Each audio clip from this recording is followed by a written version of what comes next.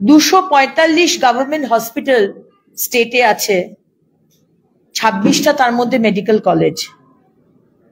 সেখানে junior doctor 7,500 আর registered doctors পশ্চিমবঙ্গে 93,000। মুখ্যমন্ত্রী, আমি দুদিন আগে আপনাকে টুইট করেছি, জানুয়ারি মাস থেকে আপনার সরকারি হাসপাতালে কতজন পেশেন্ট মারা গেছে আপনি একটি শ্বেতপত্র বার করুন। আমরা কম্প্যারিজন করে দেখতে চাই, জানুয়ারি টু অগস্ট কত পেশেন্ট পার মান্থ মারা গেছে আপনার হাসপাতালে, আর অগস্ট টু টিল ডেট কত পেশেন্ট, আপনি যে বলছেন 23 জন মারা গেছেন বিনা চিকিৎসায়, আপনি যে সম্পূর্ণ মিথ্যে কথা বলছেন। প্রতিবারই আপনি বলেন, এবং এই কেসটাতে অভয়ার কেসে প্রথম থেকে আপনি অসত্য কথা বলে এসেছেন। এটা আবার করে আমরা পশ্চিমবঙ্গের মানুষের সামনে তুলে ধরতে চাই।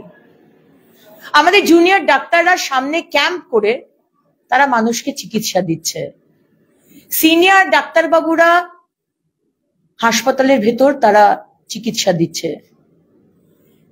এবং 4 দিন আগে the second in command Abhishek Banerjee, আপনি যে টুইট করে অসত্য কথাটা বললেন, আপনাকে ক্ষমা চাইতে হবে। যে কোন্নগরের সেই পেশেন্ট 28 বছরের একটি ছেলে বিনা চিকিৎসায় ব্লিডিং হয়ে মারা গেছে, এটা যে কত বড় অসত্য কথা আপনি বলেছেন, সেটা ডক্টরস ফোরাম থেকে বলে দেওয়া হয়েছে যে কোন বেডে কত ঘন্টা চিকিৎসা চলেছে ওই ছেলেটির। ইটস ভেরি আনফর্চুনেট যে ডাক্তারবাবুরা তাকে বাঁচাতে পারেনি। কিন্তু অভিষেক ব্যানার্জি এবং আপনি মুখ্যমন্ত্রী যেভাবে বারবার অ্যাটাক করছেন জুনিয়র ডক্টরদের, ডক্টর কমিউনিটিকে, যাতে অভয়ের এই আন্দোলনকে ভেঙে দেওয়া যায়, কারণ আপনি ভয় পেয়েছেন এই আন্দোলন বহু বছর বাদে পশ্চিমবঙ্গের মানুষ আবার দেখছে। আমি দুটো বিষয় নিয়ে প্রেস কনফারেন্স শেষ করব। একটা হচ্ছে, গতকাল আমরা দেখলাম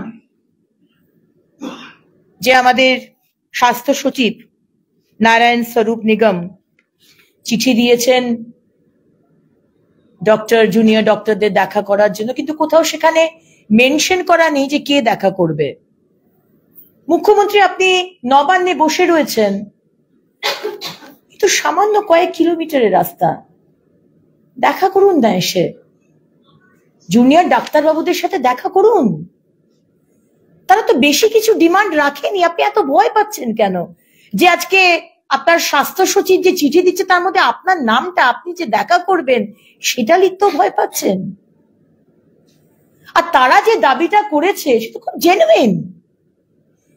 যে কলকাতা পুলিশ কমিশনার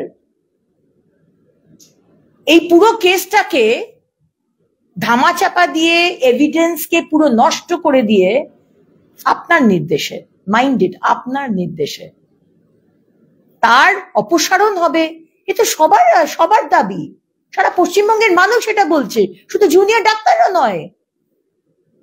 আপনি কেন প্রোটেক্ট করছেন? ঠিক যেভাবে আপনি ডক্টর সন্দীপ ঘোষকে প্রোটেক্ট করতে চেয়েছিলেন, বিনীত গোয়েলকে অপসারণ করলে হাতের বাইরে চলে যাবে, মুখ খুললে অনেক কিছু বেরিয়ে যাবে, তাই না? সেই ভয়টাই পাচ্ছেন।